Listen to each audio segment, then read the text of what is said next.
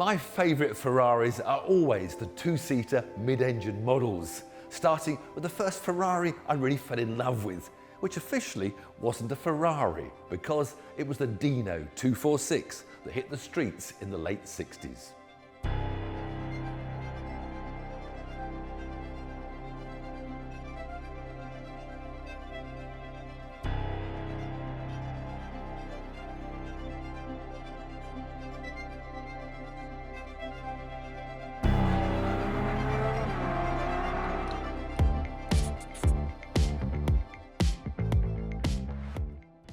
Encouraged to build a smaller mid-engine car to challenge the newly arrived Lamborghini Miura, Enzo Ferrari reluctantly agreed, but only if the name Ferrari was kept for his front-engined V12s.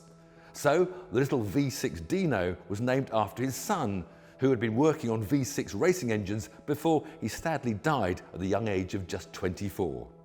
Ferrari pretty quickly changed his mind when nearly 3,000 Dinos rolled off the production line, and its successor, the 308, was a Ferrari once more. That was followed by the 328, the 348, and then Jeremy Clarkson's favourite, the 355, but of course everyone knows the 360 was much better. Then came the 430, and then the last ever naturally aspirated V8 Ferrari, the 458. But this isn't just any 458 because it's a 2015 Speciale model, easily recognised by its forged rims, the vented front bonnet, these nice little fins on the side sills, a larger rear wing, just 2 exhaust pipes instead of 3, and redesigned bumpers both front and rear, and at the rear that includes a much larger Venturi. The engine power has increased from 570 horsepower to 605 from that glorious looking V8, with neither a turbo nor a hybrid application to spoil the harmony coming out of those 2 pipes of the naturally aspirated V8. Of course, since the 458, there's been a 488 and an F8, and there's now a 296 hybrid. But if I owned this Ferrari, it would be a Ferrari I would never sell. But if you're lucky enough to be in a position to buy it, it's on sale now with Bramley Motors on the Carhuna platform, which offers online auctions and classifieds with dealer reassurance. Bramley Motors have been here in Bramley since 1983, founded by Graham Cook, then bought by current owner Simon Gregg in 2005. They've never really concentrated on one marque and pride themselves with an eclectic mix ranging from Alfa to Zagato.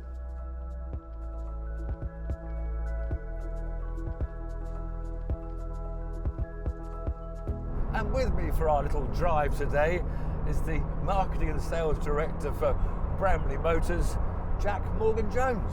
Jack. Tiff, thank you for having us on. Much appreciated. Thank you for allowing me to drive this wonderful 458, which, I mean, to me, every 458 is special.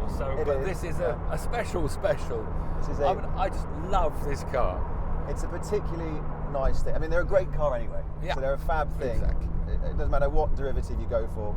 This one in particular, I would say, is an especially nice example. It's a one-keeper car, one-owner car. 4,000 miles, which is, from a mileage perspective, a little bit of a sweet spot. It sort of means you can get out and do some more miles in it, and you're not going to, kill it off. Not going to kill its value, exactly. Oh, there we go. That's the Ferrari sound. Classic Ferrari. That's 3,500 revs. It has that instant purr. And the beauty, puddles, not getting dirty. Proper. Full PPF though. So it has been fully PPF by Topaz, so actually we don't have to be too worried about a little bit of moisture. But one thing I noticed sitting in the showroom, it's not got a stripe down. Don't they all have stripes, the Speciales? Well, ordinarily, yes, they do. This car was specified without one, which, I appreciate for some people is going to be a little bit of a... Yeah, no, I'm all for it, because I don't like the boy racer look. Yeah, no. In fact, I always go for the basic cars. If Porsches, I like just the entry-level 911. I don't need to go GT3 or GT2. And actually, it's a bit of a show-stopping car to look at anyway. Yeah. And perhaps without the stripe, it's a bit more understated. There we go.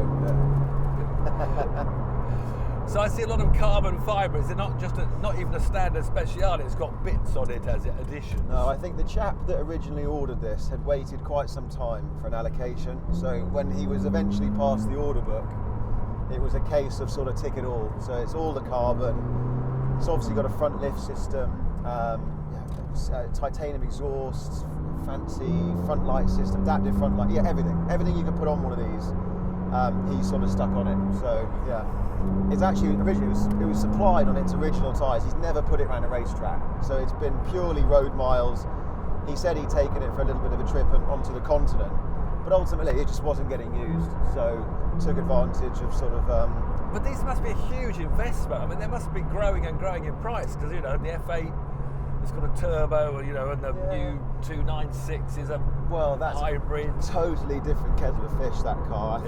I think if you take a step back and you look at the Ferrari marketplace as a whole, there's a couple of cars that you could cherry pick as real sort of ones to watch. Yeah. Without a doubt, the Speciale is one of those. So, and if you find a good one, Christ, not only can you enjoy your ownership, but you might sort of find yourself. They made a soft top, a Spider, a Purser. A Purser. Are they more money than this standard They are car? actually considerably more money. Yeah. So they built about. Well, I think the number that they put out was 499. Right.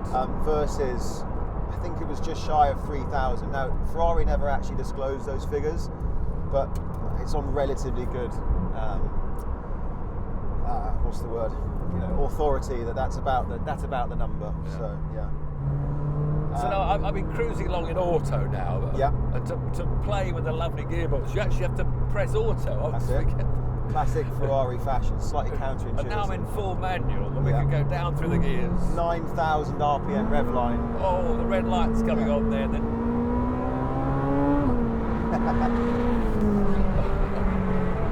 It's a stunningly beautiful, enjoyable car.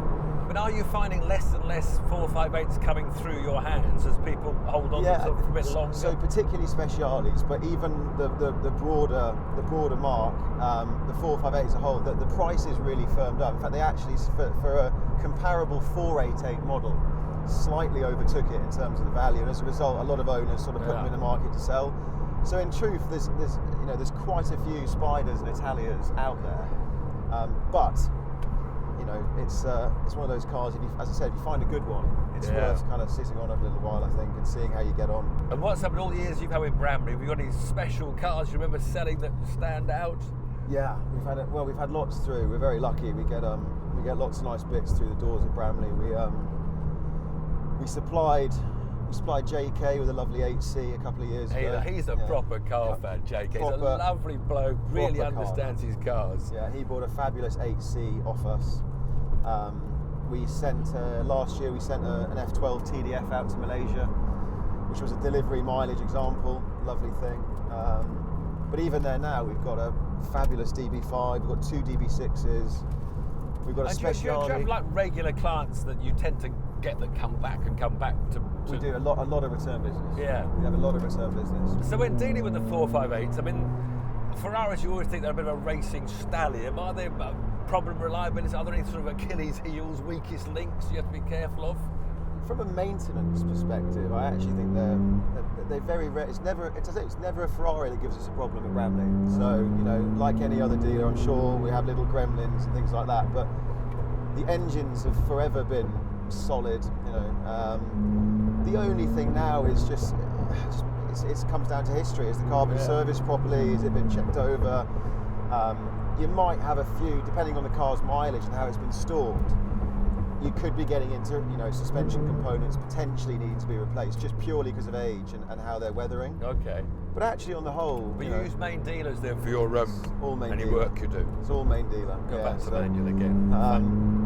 Back to Ferrari, we use Meridian, who are a great. So where are we talking then? The price bracket from a rather overused version to this wonderful, brilliant version. So if you're getting into a slightly leggy 458 Italia, you're sitting around 130, 140. I would have thought something like that.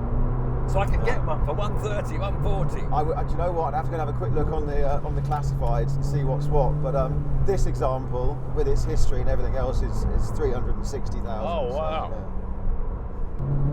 Well, the funny thing is, before the revs come up, it's actually quite a quiet car, isn't it? Yeah, It doesn't sort of shout, "I'm racing." That's it. Whoa. And then once you crack it open, I can't stop grinning.